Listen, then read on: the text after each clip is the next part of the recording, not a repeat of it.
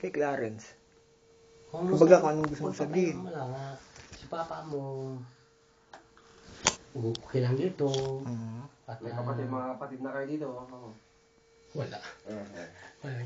Tapos, huwag ka mag-alala.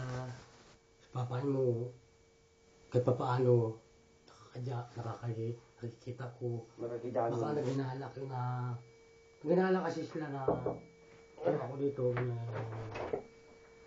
na mabait. Wala ako. Pero nung nasaktan mo, anong naisip mo? Kumbaga, nagsisisir ako. tapos wala kang kibuan. Ngayon, nagtatampo lang sa akin ngayon dahil pagsabihan ko siya na gusto ko pa rin sa isang babae. Na once lang kailangan ko sila. Na lang sana Pagdating dahil sa eskwelahan, maglilinis sila. Kaso pa rin hindi na naglilinis eh. Kasi sinabi ko, ano ka ba Clarence? Dapat misto ka sa bahay kasi dalaga ka na. Para kang kalagkarin na babae na. Para kang naging pukpuk dyan ah. Sabi ko, pero wala na kagaling kami lang.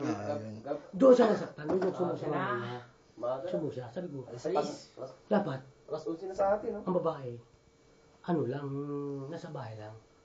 Hindi yung kasya siyang pumunta, mag-BPS na naman, pag dalaga na eh. Dalaga na nga eh. Dito na ba?